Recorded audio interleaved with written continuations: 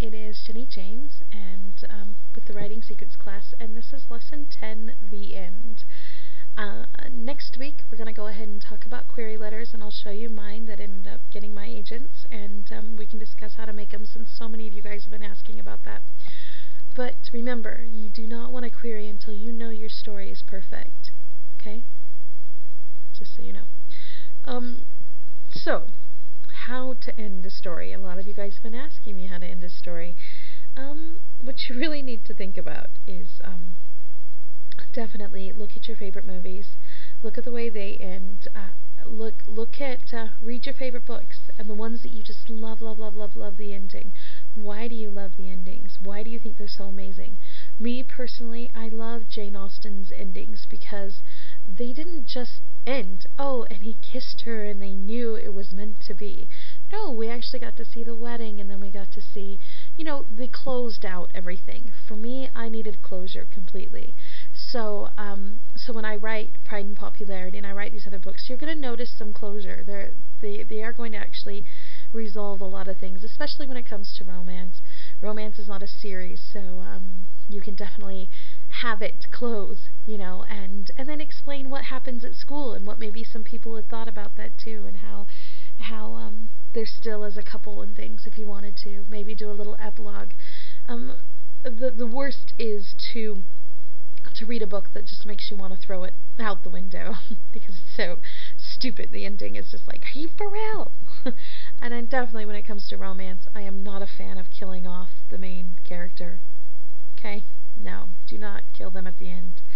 I can't, I refuse to invest time and hours of my life reading something that the main character is going to die. No, I need happy closure. Now, if you're going to do a series, you will need to end some sort of, like, say it's an action adventure fantasy type series, there has to be some sort of closure where they were able to resolve one conflict, but it will be left open. There's going to be a little bit left open to where another conflict.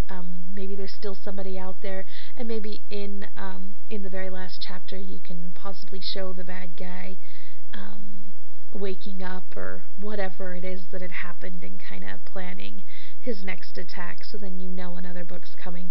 But you want to leave them hanging, but they have to have closure. You can't just be like, oh my gosh, and then the most amazing thing happened. We are not the end of a television series, okay, that we're trying to get everyone to watch the next when it begins again. This is not what we're trying to do with a book.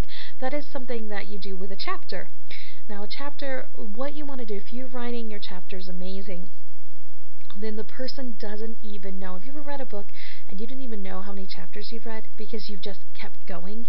You just kept going. You had to just keep finding out. Well, you kind of want to leave your chapters at a hook that will keep the reader continuously turning the page. They don't even realize that they have read 4 or 5 chapters, and then they look down, they're like, I'm on chapter 10?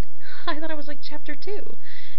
That's the mark of a really good book, when it's just a constant cliffhanger where it just, you don't want to do in the middle of, like, say, a conversation, but definitely when something new happens, that's a really good place to end a chapter.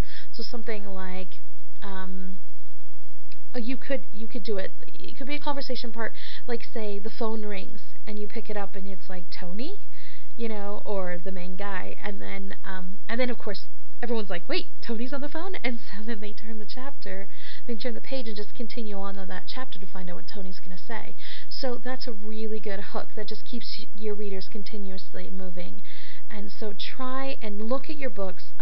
I've been told I have really great hooks on mine.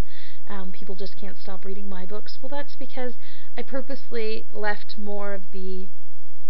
Now there are some chapters that just make good chapter endings, but for the most part I did leave the endings of all my chapters kind of hooky, especially getting into intense parts of the book. You definitely want to keep those on hooked. Now, when you're writing YA, let's talk word count for just a minute. So when you're writing YA, you want to have your chapters somewhere between 1,500 to 2,500 words. Okay? 1,500 to 2,500 words. And if you're writing middle grade, it's basically where the characters are 14 years old or younger, you want to have those around 1,000 to 2,000. That's each chapter needs to be around that many words. And a good solid YA book is around 60,000 words, sometimes 50, but mostly around 60. And a really good solid middle grade book is between 30 and 40,000 words. Okay? Middle grade is those readers from 8 to 14, and it's mostly, though the protagonist is, the main character is 14, but it's the 8 to 12 readers. Okay? And then the YA books are those 12 to 18 readers. That's how old they are. So you want to make sure that your word counts are appropriate. You don't want to have some, random 18 page chapter. No, you need to be breaking that up. And then at the same time, you don't want to have some one-page chapter. You want to continue on and really keep your chapters between around 15. And I like to even go 18 to 25,000. I mean 2,500, not 25,000.